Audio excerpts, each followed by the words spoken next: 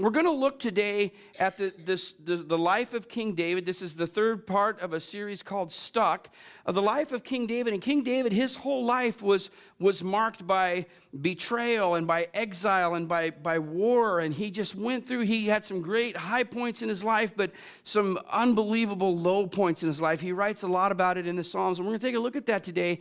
And his whole life, as I said, had been marked by tragic events, war, exile, betrayal, and he's about ready to face his greatest trial now, yet, about 25 years into his rule, with the betrayal of his own son Absalom, his third son, who's going to lead a revolt against him. We're going to look at this and how he comes through this, and what he does right and what he doesn't do so well.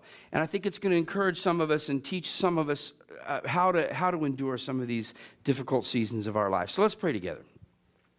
God, I thank you for the baptisms today. I thank you for the great stories of salvation, the great narrative of redemption that you bring each of us through. And I'm just grateful to be a part of a church that brings life and health to people. And what a privilege it is to pastor a community of faith like this that encourages and brings strength to people that are reaching out for your love and for your grace. And so for all of these things, we're grateful. We're grateful for your presence in our midst, and we're grateful for your word and your spirit. And for all of these things, we say thanks in the name of Jesus. Amen. Absalom, as I said, was David's third son, David's eldest son. And to understand the story of Absalom, you got to kind of back up a little bit. David's first son, Amnon, was born to another woman. David had 7 wives and numerous concubines. I think 19 sons are mentioned in the Bible, and 1 daughter. He probably had more. The eldest son is named Amnon. The second son is only mentioned 1 time and then not mentioned again, so presumably he died either at birth or as a young boy. And then the third son, to a different woman, is Absalom. And the narrative really begins with Amnon, the oldest son, raping Tamar, who was Absalom's sister. So this is David's oldest son raping his half-sister. And then Amnon, of course, being, then he rejects the poor woman, and so it leaves, this big mark of humiliation on the family and hurt, hard feelings. And so Absalom waits for 2 years. He's kind of a crafty guy. He waits a couple years, and he takes revenge on Amnon by throwing this big party for all of the princes of David's household. And he invites them all out for this big party, and then he kills Amnon, and then he runs away. So in order to kind of know the story, it's helpful to kind of know the region a little bit. We haven't done this for a little while, so it'll probably do your soul good to see my great ability to write and to draw. So here, if you remember, this is what we know now as the Mediterranean Sea, would be known as the Great Sea at that time. It was called the Great Sea because it was very great.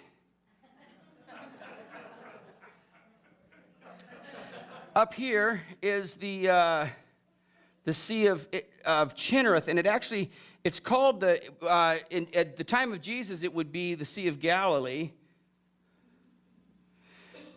It's named Chinnereth. It means harp because it kind of had a harp-like shape. Here's the Jordan River. All of this is sort of the region we now know as Israel. Down here is what at the time was known as, kind of has a little hooky thing on it, the Dead Sea or the Salt Sea. At the time of David, it would be called the Salt Sea. Here's the River Jordan. Jerusalem would be right about here.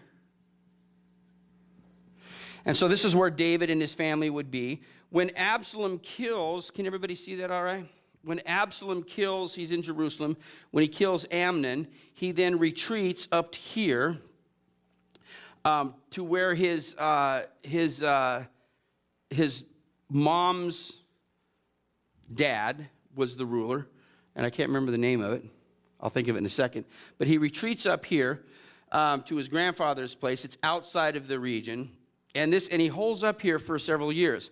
Then after a few years of being up there, Joab. Now, Joab's an interesting character. One of these days, I'm just going to preach just on Joab. Joab was an intriguing guy. He was David's captain, and he was a man that he was very loyal to David, but he would just do anything to get, to move David's agenda forward. He would kill anybody that got in the way. And so he's this really kind of a hard, intriguing guy, very loyal to David. But Joab convinces David to allow Absalom to come back into Jerusalem. So he comes back to Jerusalem, but David doesn't talk to him for 4 years. So his son is there. And you can imagine all of the feelings that would be both in David and in Absalom. And for all of the great things that David was, he wasn't a very good father. He wasn't a strong disciplinarian. His kids were kind of crazy. He had 7 wives, and so that explains a lot. And so there was just a lot going on. And so Absalom is in Jerusalem for about 4 years, and he's conspiring against David. He's talking to the people. He's saying, boy, if I were king, I'd do such and so, and I'd give you all kinds of tax breaks, and I'd implement some sort of, national health plan and all kinds of things.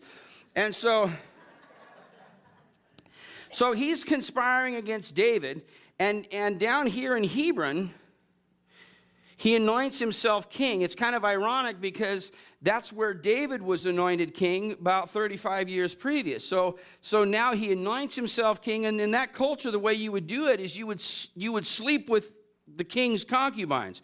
So he sleeps with under the instruction of a guy named Ahithophel, who was David's kind of right-hand man, one of his high-level advisors. Ahithophel advises Absalom to sleep with David's concubines here in Hebron so the people would know about it, so they would see him as king. So if you slept with the concubines, you got the king's wives, you're the king. So he does this, and everybody sees him now, Absalom, as the king of the region, particularly the northern tribes. The northern tribes are always the tribes that were susceptible to revolution. That's where the kingdom would eventually split.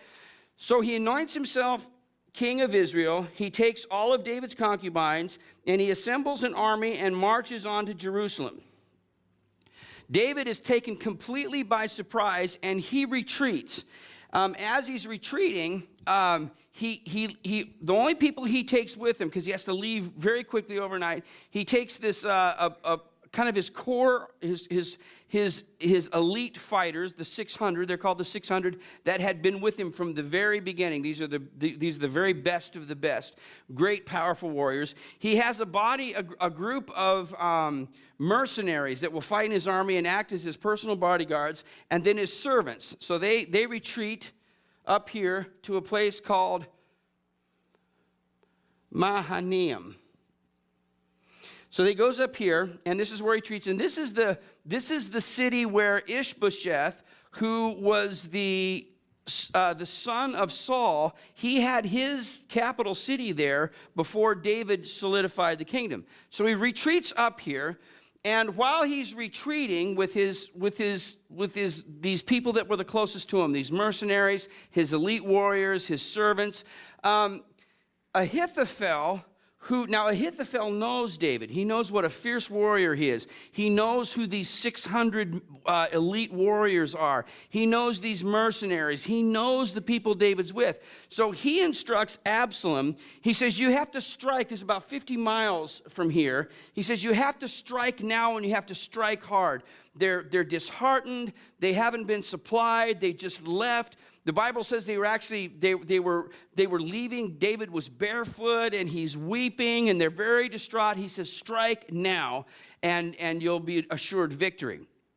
But along the way, one of the things that's interesting is that even though David is very distraught, he's very cunning. He's a great warrior. He's a very great strategist. And he does 2 things. The first thing, he sends Zadok and Abiathar, both of whom are the high priests. They want to leave with David, but he sends them back into Jerusalem to sort of infiltrate Absalom and kind of be his spies. And he does something else too. He does the same thing with a guy named Hushai. He says, you go back to Jerusalem, you gain the confidence of Absalom, so you can kind of be a spy, and you can maybe, subvert the plans. And so Hushai, now by the way, there's going to be a test on all of this right after, on all these names. So you need to be writing, I don't see pens going. You need to be writing all of this down. So Hushai comes back to Jerusalem, and so Ahithophel, he told Absalom, pursue, but Hushai goes, no, we need to regroup in Jerusalem. Let's recruit some more soldiers. These are really fierce warriors. We need more men.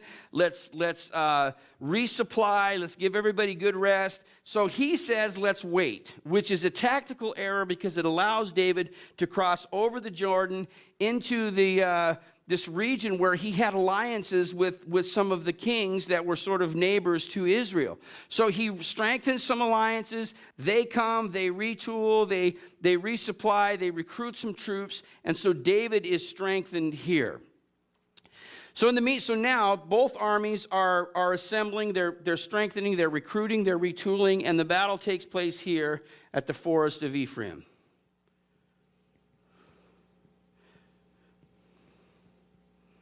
Now, even though David's armies are seriously outnumbered, some speculate as much as 10 to 1, he completely routs his seasoned troops, completely routs Absalom's army, and a great victory is won. So he completely routs them, they chase them away, and Absalom, while he's retreating, he gets on his donkey and is trying to ride away, and he has this long, beautiful hair, sort of like Phil. And he has this long, beautiful hair, and it's caught up in a tree, and his donkey runs off, and he's there dangling in the tree. Now, David had left specific instructions to not harm his son, to treat him kindly. And so the soldiers are not wanting to do any harm to Absalom, and yet there he is dangling in the tree. Joab says, enough of this foolishness, I'm not going to wait. And again, this sort of insidious, dark person, very loyal to David, but kind of takes matters in his own hands. He grabs 3 javelin darts and slings them right into the heart of Absalom. My favorite part. I had to bring that out because I felt like I was losing the kids. So Rambo comes in and he takes out the... Y'all with me still? So he stabs Absalom in the heart, and Absalom dies. So they drive the soldiers back. They kind of go into Jerusalem, back up to Mahanaim, and just an extraordinary victory. But David is distraught. He's weeping for his son. In fact, he's saying at points, I wish that I had died instead of my son. And it brings a strong rebuke from Joab, and I want to take a look at it. And we don't have this on the screen, but I'll just read this to you here. In chapter 19, here's what, in verse 1, it says, of 2 Samuel, it says, Joab was told, the king is weeping and mourning for Absalom, and the whole army, for the whole army, the victory that day was turned into mourning, because on that day the troops heard it said, the king is grieving for his son. The men stole back into the city that day as men steal in who are ashamed when they flee from battle. The king covered his face and cried aloud, oh, my son, Absalom, oh, Absalom, my son, my son. So he's just grieving. It says that the men, these great warriors that had fought so hard, they're coming back into the city feeling defeated, like they'd lost, because David is so distraught. He's not encouraging his men. And I think any of us who are fathers can certainly understand the great weight that he would have on him because of the death of his son. But he should be encouraging his troops and celebrating with the victory in spite of it all. And Joab, again, this unlikely character, brings a strong rebuke against David. In verse 5, it says, then Joab went into the house of the king and said, today you have humiliated all your men who have just saved your life, and the lives of your sons and the daughters and the lives of your wives and your concubines. He said, these men saved your family, your sons, your daughters, your wives, your concubines, your country, and you've dishonored them.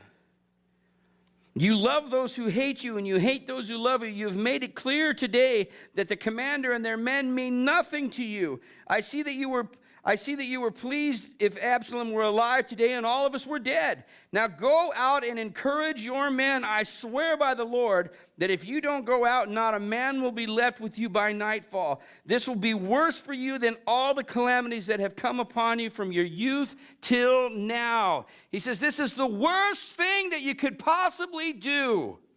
You've won the battle, but you're going to lose the war because you're going to lose the hearts and the minds of your men.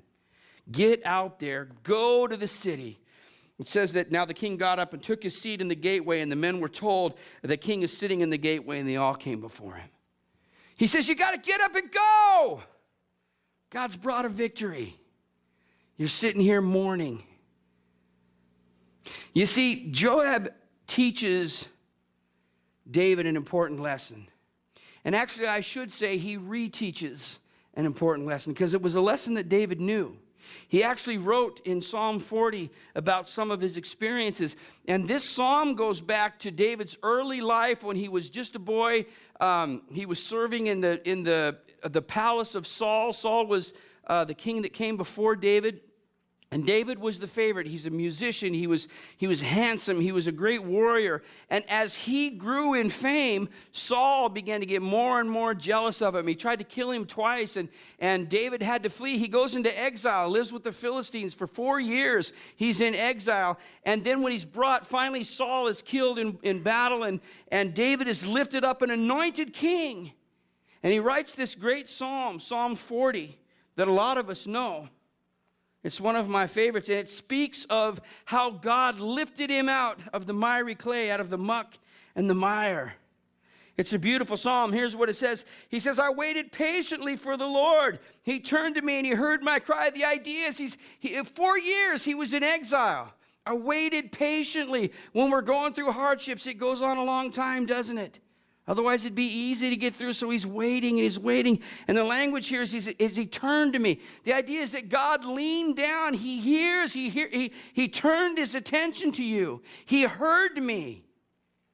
Sometimes when we're in the midst of the most difficult seasons, we feel like God's not listening, but he is. He heard my cry. And I can't explain how the prayers of finite people turned the head and the ear of an infinite God, but it does. How does my weak prayers move the hand of an all-powerful God? It's one of the great mysteries of our faith, but it's true. Your prayers matter. Your prayers will turn the head of God. And we need to be reminded of that when we're in the midst of our greatest hardships. I waited patiently for the Lord. He turned to me. He heard my cry. He lifted me out of the slimy pit, out of the mud, out of the mire. Anybody ever been in a slimy pit, mud and mire? I've been there. Frankly, I kind of liked it. For a big part of my life, I liked the mud and the mire a whole lot better than I liked church. But God lifted me out of it. He lifted me out of the mud, the mire. He set my feet on a rock. He gave me a firm place to stand. When we're going through that stuff, sometimes we don't even know the junk we're in.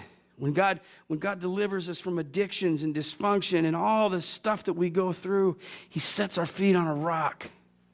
Gives us a firm place to stand. He put a new song in my mouth, a hymn of praise to our God. I'm a musician, and David was a great musician, and so I resonate with this. I played music for a whole lot of reasons, but when God saved me, when God set my feet on a rock, I began to sing different kinds of songs. I began to have praise in my mouth. I began to learn what worship was about.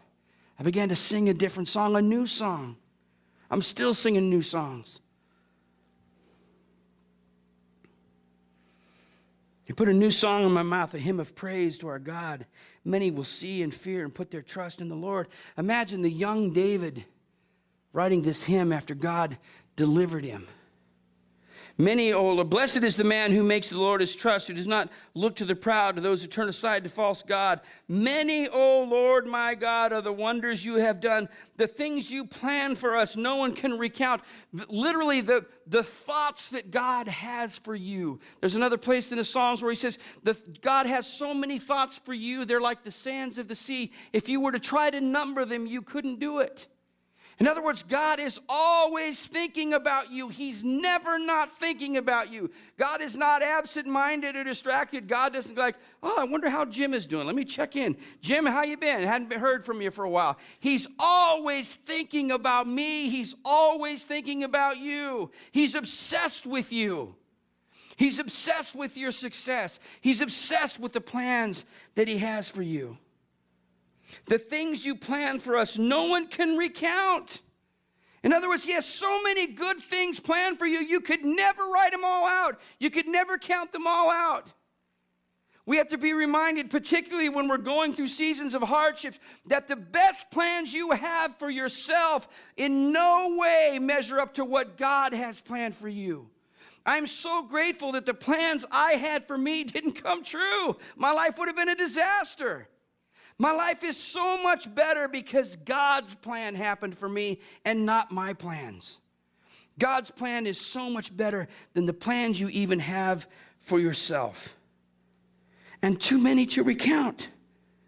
Were I speak and tell of them, they would be too many to declare. We could go across this room and everybody could say. One of the things that I love as a pastor, when you get people talking about faith, talking about what God's done for them life, it starts to snowball and it goes on and on and on and on and on. We could go around this room and spend the whole rest of the day talking about things that God's done.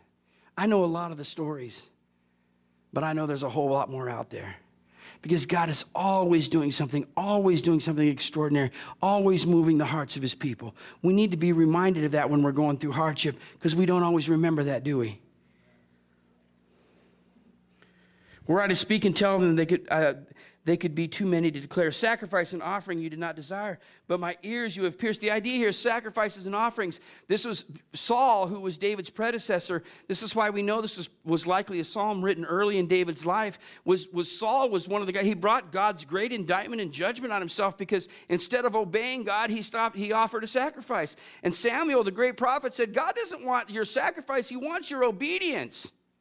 And David is writing that. He says, sacrifice and offerings you didn't desire, but you want obedience. But my ears you have pierced. The idea is in that culture, if you were a slave, you would pierce or a servant, you would pierce your ear to the doorpost of your master's house, indicating that you were a servant to that master. He says, this is our relationship to God. He wants our service. He wants our obedience. He's pierced our ear to his doorpost because we're servants, we're slaves to God. And he's a great master. That's what he wants from us. Not sacrifices, not offerings, but service. Burnt offerings and sin offerings you did not require. Then he said, here I am, I have come. It is written about me in the scroll. This is a messianic prophecy. David's being prophetic here, talking about the coming of Jesus. I desired to do your will, O my God. Your law is within my heart. I proclaim righteousness in the great assembly. I do not seal my lips, as you know, O Lord. I'm not going to keep myself quiet. I do not hide your righteousness in my heart. I'm not just going to keep. Sometimes we need to learn that we can't keep all the good things that God has done. We're supposed to let it out. Jesus says, let your light shine. Let people see it. You've taken your light and you've hid it under a bushel. Do not hide your righteousness in my heart. I speak of your faithfulness and salvation. I do not conceal your love and your truth from the great assembly. This would be the worship of God's people, the great assembly. Church matters, you guys. The assembly of God's people is a big deal. This is where we proclaim the righteousness of God. This is where we tell the world that we serve a great God. It's where we tell one another. This is what David is saying. So picture the contrast here of this young David who's been delivered out of exile, and he's singing this great hymn of praise. God has placed in me a joyful song. He's put a new song and praise. I'm going to shout it out to the assembly. Nobody can stop me from talking. I'm going to let it all out. I can't be contained. In contrast to the older David, who is now weeping, afraid to come out, so distraught. You see, God had also delivered David out of the miry clay. But he wasn't singing a new song, was he? And it comes from an unlikely source. The rebuke comes from an unlikely source. It says, you got to get up. You got to go. I could almost hear Joab saying, you remember when you wrote those words? I waited patiently, but then God turned to me. You remember? It happened again. Only this time, you're sitting on your butt crying about your boy. And it's sad, but you got to go encourage your man. Go. Such a difference between the old David in contrast to the young David. It reminds me of a story that probably a lot of us can relate to. When I was a young guy, I had a friend of mine that when we were just teenagers, and he he had one of those little VW bugs that he'd converted to sort of a dune buggy, kind of a thing, and big tires on the back. And so, what do you do when you have a dune buggy? Well, you go dune buggying.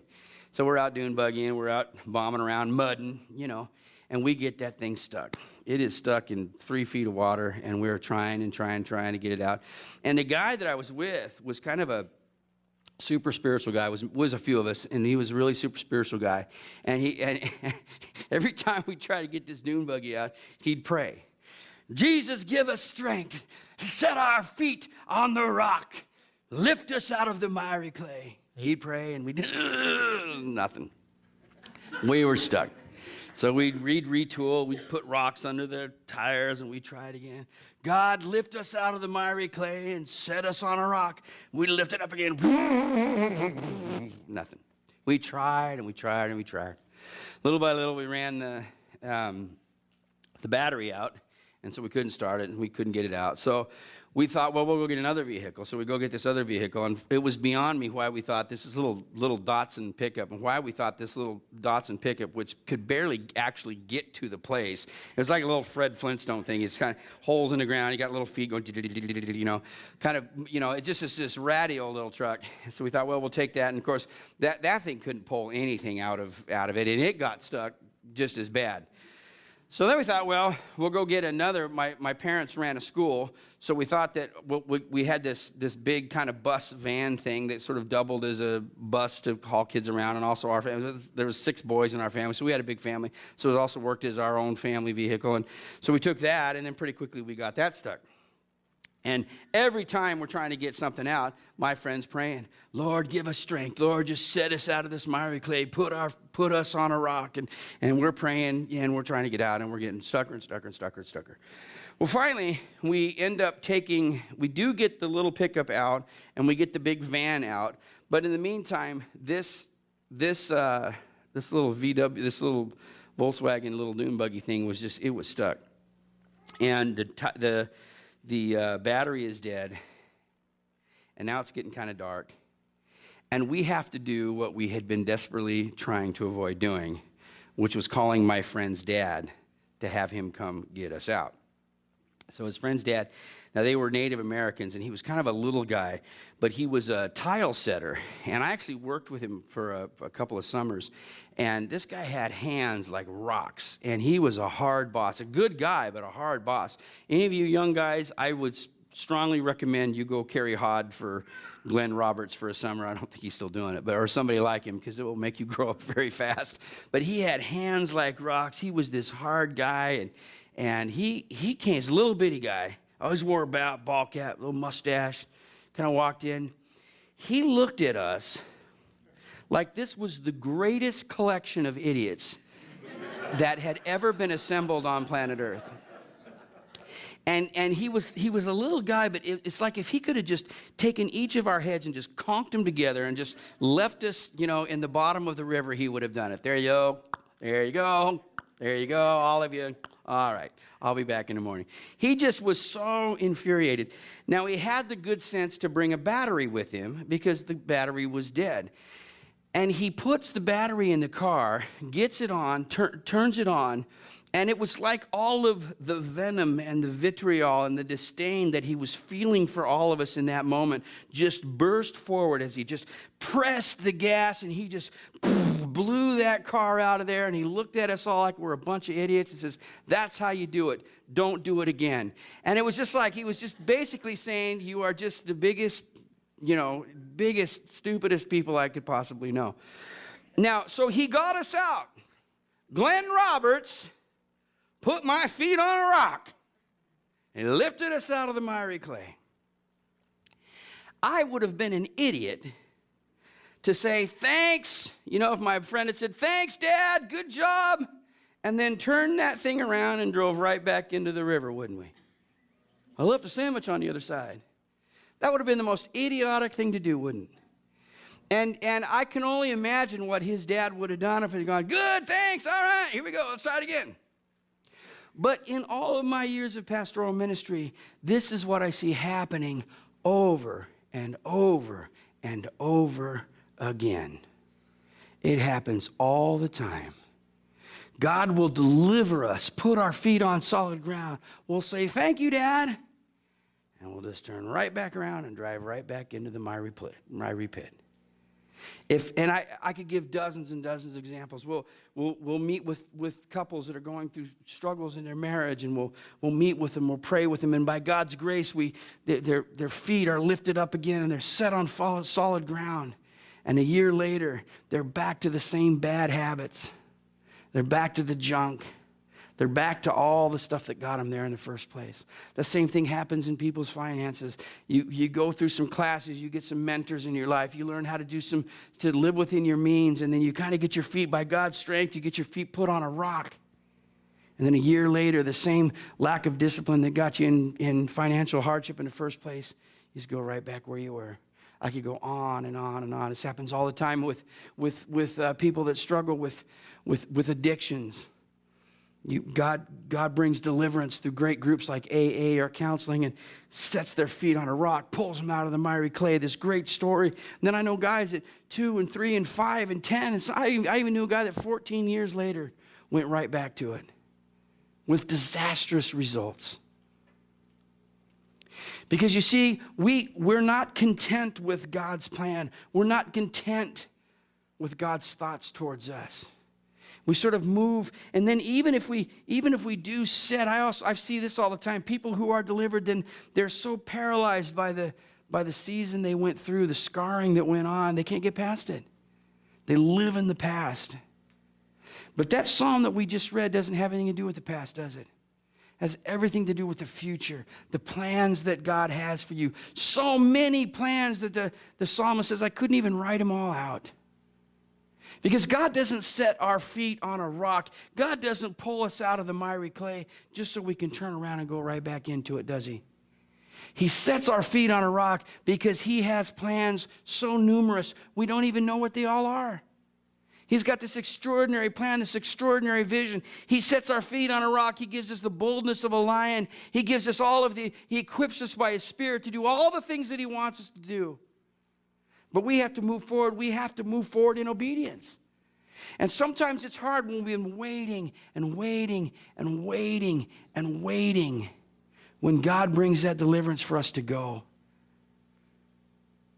But that's exactly what we have to do.